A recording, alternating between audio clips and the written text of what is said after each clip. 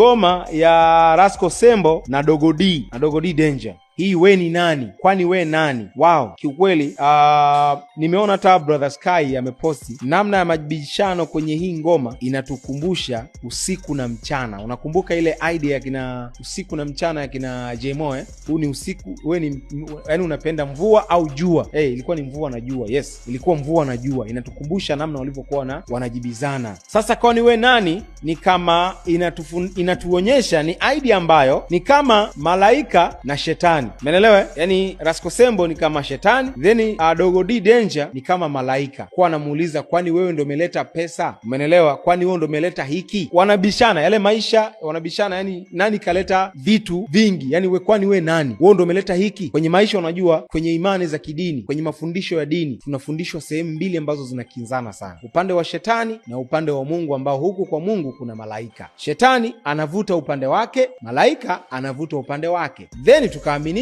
kwenye maandiko ya dini, vitu vibaya vyote analeta shetani, then vitu vizuri vyote analeta malaika au Mungu. Malaika kupitia Mungu. Kwa malaika wanafanya kazi chini ya Mwenyezi Mungu, yani ndio wanatumwa na Mungu. Ndivyo mafundisho ya dini yanavyotufundisha. Kwa ukiona kitu kibaya kinatokea, huwa tunaamini mipango ya shetani. Ukiona kitu kizuri kimetokea, tunaamini Mwenyezi Mungu katuma malaika wake wa kheri. So Rasco Sembo na Dogo D Danger wanajaribu kuulizana, kwani we nani? Wewe ndio umeleta hiki? Yani kile kitu kizuri ndio umeleta? Kwani wewe umeleta hela? Wewe ndio umeleta majanga? Wewe ndio umeleta mvua? Wewe ndio umeleta jua? Umeelewa?